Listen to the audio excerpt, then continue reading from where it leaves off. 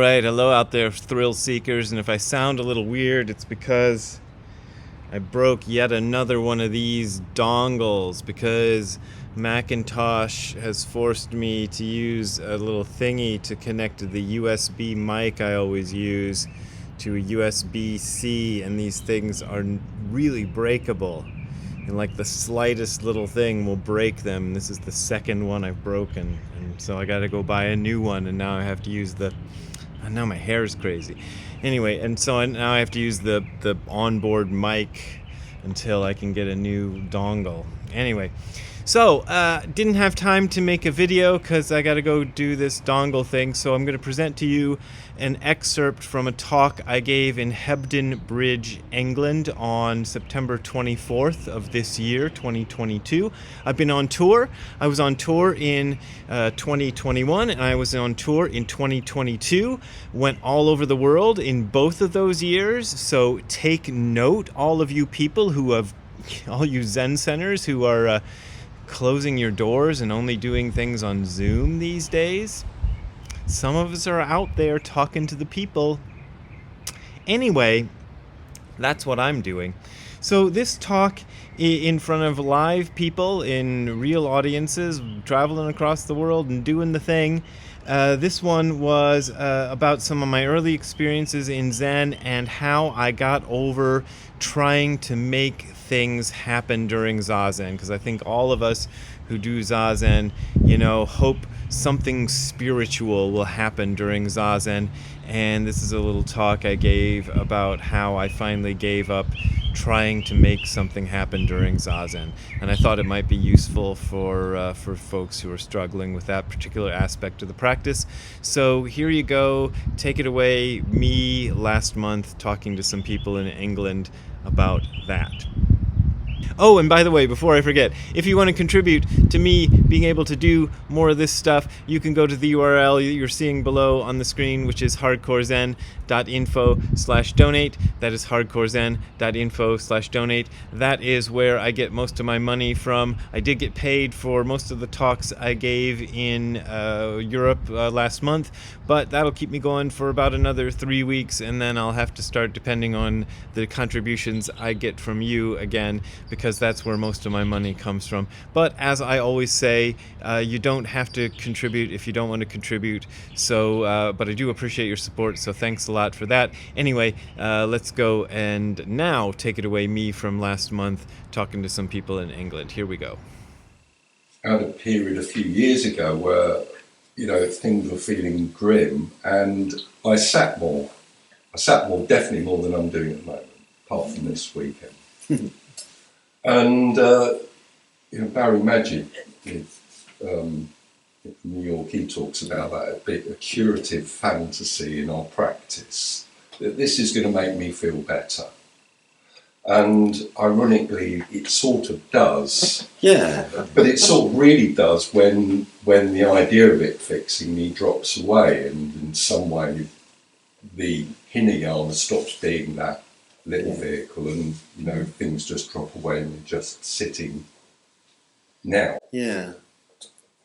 Yeah. Well, it's well. What can I say? Sitting Zazen has never made me feel worse. So there's always that. And my own trajectory with the practice is that when I started doing it, I'd taken this class at Kent State University called Zen Buddhism, and it really impressed me, and I started sitting Zazen every day. But I wasn't feeling like I'm committed to this. I'm going to be a Zen, Buddhist. So, I did that for a while, and then I kind of dropped it. And I went through this, I don't know how many times this happened, but I dropped doing the Zazen and stopped doing it. And things would just get weird for me. And I went through this process, I don't know, 4 or 5, I don't know how many times, where I go, oh, everything's getting weird, and I'm irritable and grouchy, and I don't know what's happening. And I try to think, am I drinking too much coffee? I'm not drinking enough coffee or something. I go through all these things. And I'd finally go, oh, I stopped doing Zazen. Maybe I better start doing that Zazen stuff again. And I'd start doing it again, and then I'd drop it, and then I'd go through the whole process again. And it took me stopping it, a few times before I just started going, well, I guess I'm just going to have to keep doing this. And it wasn't that doing Zazen daily, on a daily basis, made me feel wonderful all the time, but it always made me feel a little bit better than not doing it. So I realized that pretty early on. So it always helped. There was that, and there was something else I was going to say. Yeah, you talked about feeling better and the curative. What else? It does. Oh, yeah. There's Kodo Sawaki is pretty famous. He's one of my Japanese Buddhist teachers. He's pretty famous for saying Zazen is good for nothing. It's his like most famous phrase. And the second part of that phrase is, in order for this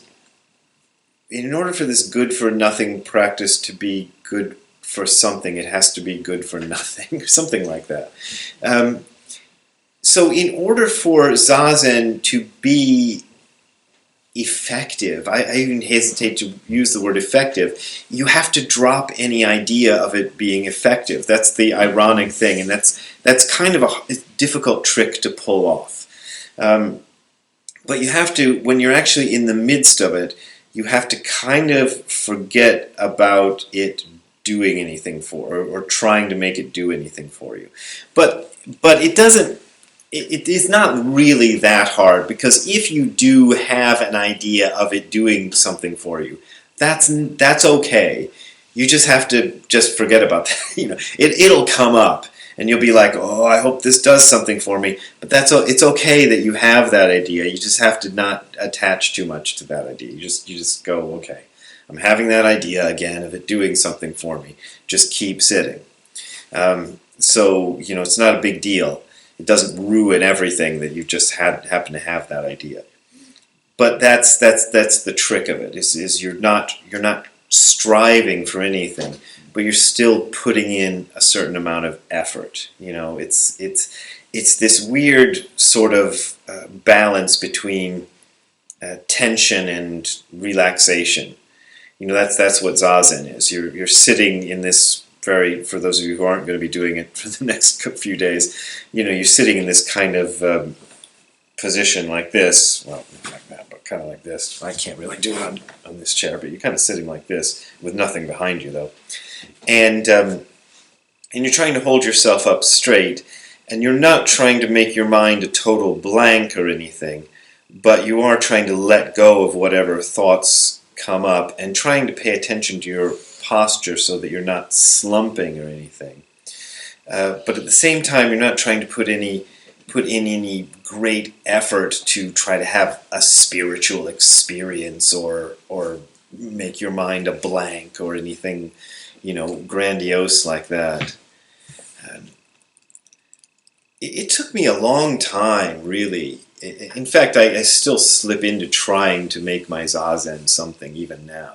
But I can remember kind of a specific moment where it really kind of, and this is kind of way deep into years and years, decades into my practice, where it really kind of like, this was, I'd been to Japan, gotten Dharma transmission and everything, and had spectacular experiences and so forth, and had moved back to the U.S. and I was asked to come and lead a weekend retreat in Milwaukee, Wisconsin in February. And Milwaukee, Wisconsin in February is a miserable place because it's really, really cold.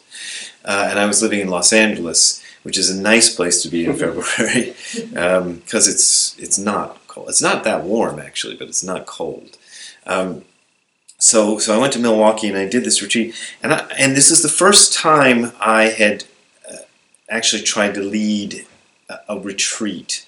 I'd led sittings and things, and not only was I leading a retreat, I was leading a retreat with people I didn't know. So I was having a miserable time, and the person who ran the center wanted me to dress in full Japanese-style Buddhist robes, which I always hated, and I still hate. I'm in these horrible big robes, and you can hardly move, and I realized that I am not going to have any spiritual experiences at all in this retreat. The best I'm going to be able to do is just sit still. For the next 3 days, I think it was a 3-day retreat, all I'm going to be able to do, the best I'm going to be able to do is just sit still. And that became my goal, just sit still. And I had to give some talks, but and actually it was really good at the end.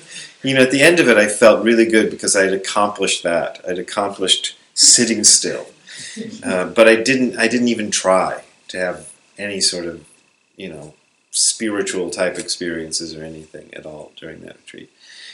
And that I feel like that incident was good in that it sort of broke me of the habit that I'd had for a long time of trying to have some sort of spiritual experience during a retreat. And now I just don't.